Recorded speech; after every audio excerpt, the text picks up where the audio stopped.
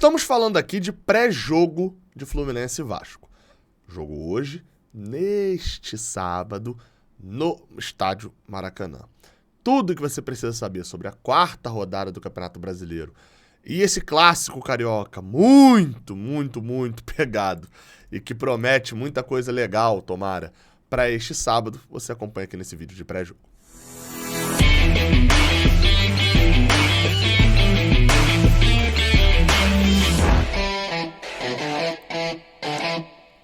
Eu sou o Gabriel Amaral, eu sou jornalista por formação e sou tricolor de coração.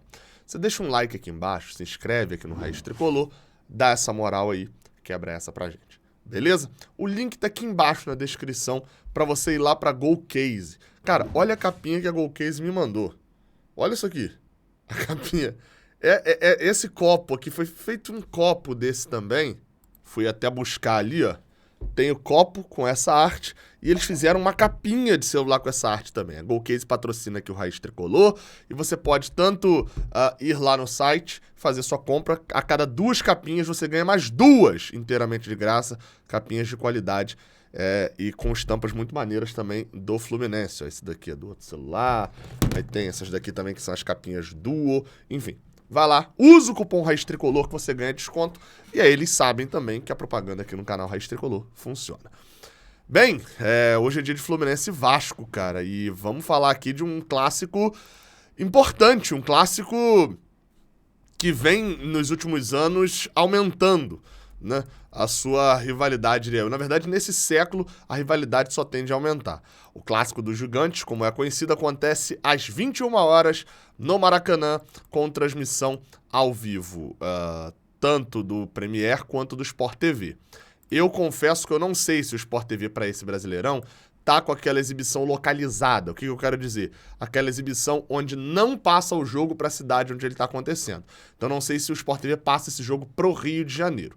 Mas no Premier é certeza. E claro, a narração ao vivo, direto do Maracanã, aqui no Raiz Tricolor, tá de pé. Vamos lá fazer a transmissão com a nossa câmera aqui, com react e tal, super legal. Aproveita para dar essa moral pra gente. E claro, sem delay nenhum, eu prometo chegar antes do Premiere do Sport TV na sua casa.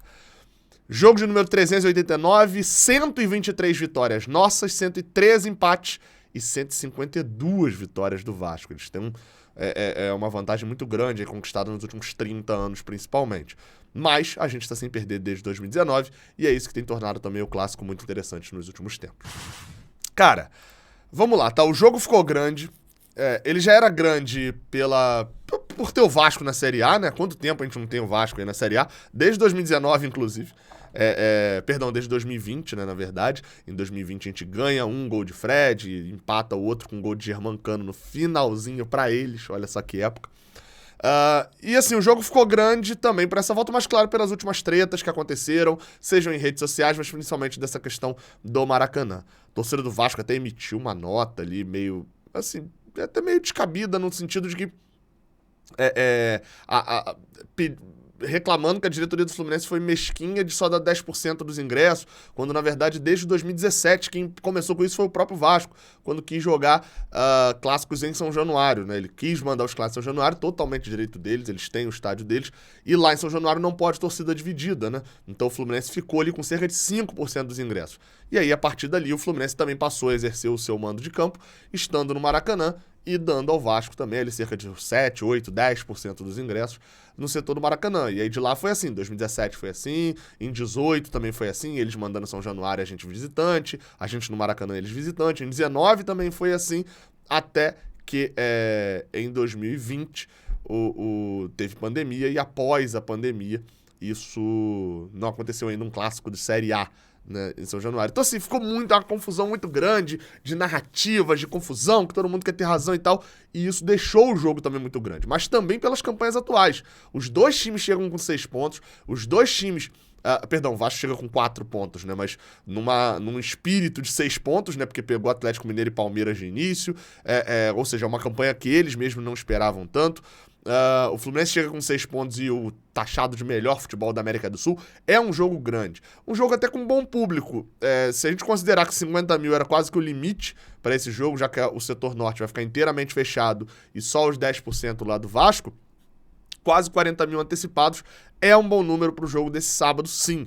Ainda mais com todo esse clima bélico também de possibilidade de confusão. É uma rodada que pode definir muita coisa nesse início de Brasileirão.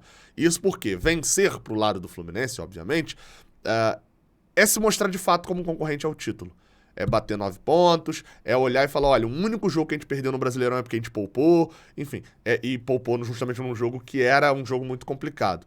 Agora, perder ou empatar pode demonstrar uma aparência de fraqueza para alguns outros adversários, ou uma aparência de falta de elenco. E isso obviamente, a gente não quer. Então, o Fluminense hoje entra não só para jogar um clássico, que é muito importante, um clássico que está recheado de rivalidade, um clássico que vem numa atual hegemonia do Fluminense, mas principalmente também olhando na tabela e olhando também o desempenho esportivo. Vamos falar um pouquinho disso, inclusive, agora na parte do Bola em Campo. Bem, a bola está em campo. Na verdade, ainda não, ainda vai rolar. Mas eu vou botar a escalação aí na tela, as duas escalações prováveis. Lembrando que o Fluminense tem o desfalque de Keno. Fábio é o goleiro, Samuel Xavier na lateral direita. Além deles, a gente ainda tem também Nino, Felipe Melo e Marcelo. E além dos dois aí que eu citei, os dois zagueiros, né, Nino e Felipe Melo, Marcelo na lateral esquerda, que é uma espécie de dúvida, mas, enfim, a gente não teve vazando de escalação nem nada.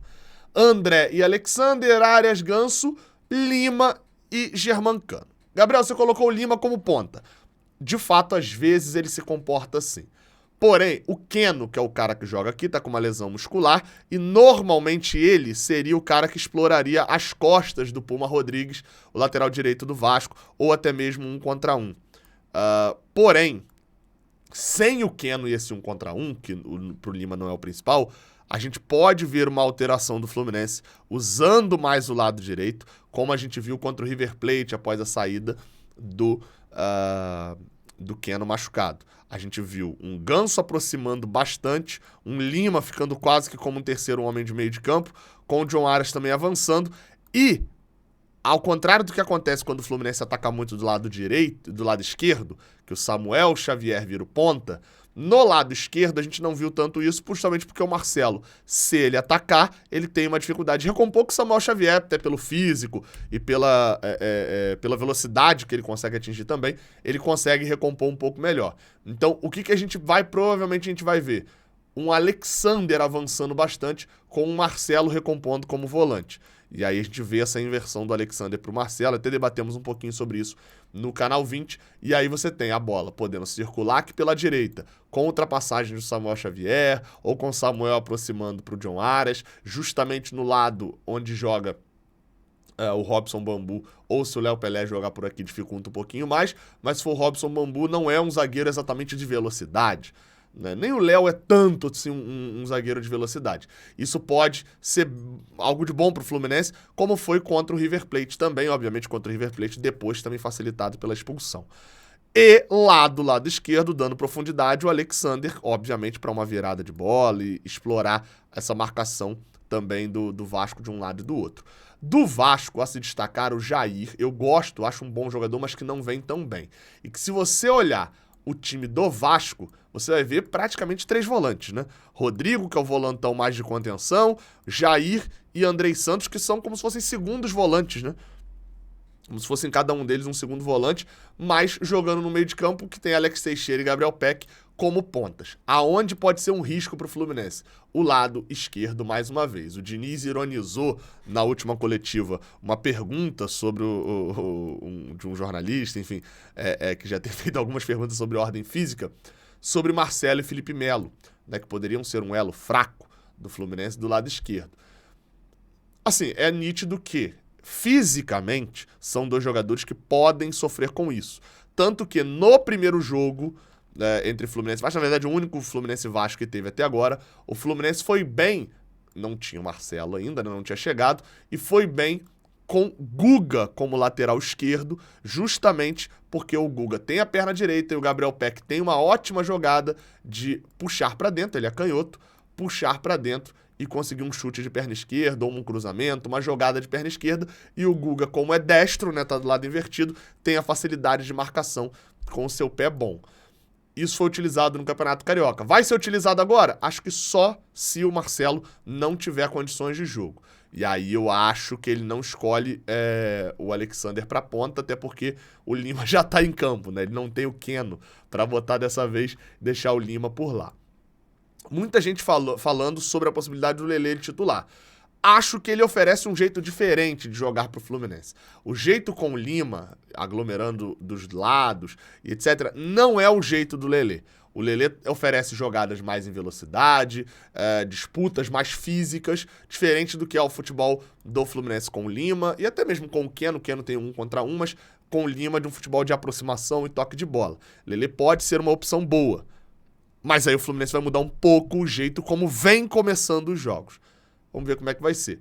Esse lado direito do Vasco, tem o Gabriel Peck, que é um bom jogador, o tricolor Gabriel Peck, e o Puma Rodrigues, e também as chegadas, obviamente, pelos lados para um cruzamento para o Pedro Raul, e aí vai depender de uma atenção e de uma qualidade que a gente sabe que Nino e Felipe Melo têm na bola aérea. Pedro Raul não tem sido artilheiraço do Vasco, nem nada disso, mas é um atacante perigoso e a gente sabe que no jogo passado contra eles, o Pedro Raul deu 2 cabeçadas ali que a bola passou perto do gol do Fluminense. Isso, obviamente, nos deu um problema. Germancano pode ser um fator especial justamente jogando à frente da linha da zaga. Lançamentos em velocidade com o Felipe Melo tem sido um bom recurso do Fluminense. Vamos ver se para esse jogo também será. Acho que é isso, né? Léo Jardim, um bom goleiro do Vasco. O Vasco tem goleiro agora, mas vamos também, claro, tudo pode acontecer, inclusive um goleiro do Vasco estar adiantado e o Germancano, chutar de perna esquerda e fazer 1-0 pro Fluminense. Tomara que isso aconteça. Se acontecer outro gol do meio de campo, é loucura, pô. Aí é maluquice do roteirista, e o roteirista tá zoando, tá botando de sacanagem já. A arbitragem da partida. A arbitragem será feita pelo senhor Wilton Pereira Sampaio. O último jogo que ele apitou nosso, ele deixou mais o Fortaleza, que era o nosso adversário naquele jogo da Copa do Brasil, mas eles putos do que a gente, né? Mas no jogo anterior, por exemplo, ele errou. No jogo contra o São Paulo também, que foi 2-2. Era pra ter expulsado um jogador de São Paulo, acabou não expulsando, um lance na lateral. Então o Wilton Pereira Sampaio apita o jogo entre Fluminense e Vasco. Na arbitragem de vídeo, Wagner Hillway. Eu não gosto muito do Wilton, né? Até porque ele também é um dos árbitros, né, que foi apitar a Copa do Mundo, etc. Ganhou toda uma moral, assim, né? E acaba chamando muita atenção quando erra também. Tem árbitro pior, tem árbitro melhor.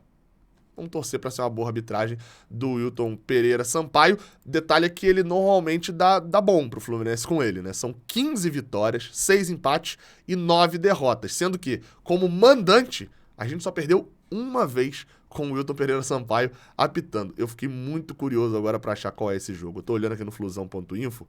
Qual o jogo como mandante? Nossa, foi o Wilton que apitou esse jogo. 2011. Fluminense 1, América Mineiro 2. Para muitos, o jogo que tirou a possibilidade de título do Fluminense naquele Campeonato Brasileiro de 2011. Que coisa, hein? Foi o Wilton que apitou aquela partida. Como sempre, transmissão aqui no Raiz Tricolor. O jogo começa a partir das 9 horas, então às 8h05, né, para dar tempo de anotar a escalação ali no meu caderninho, a gente está ao vivo lá direto do Maracanã para poder transmitir, se Deus quiser, mais uma vitória do Fluminense. Tamo junto, até a próxima, valeu.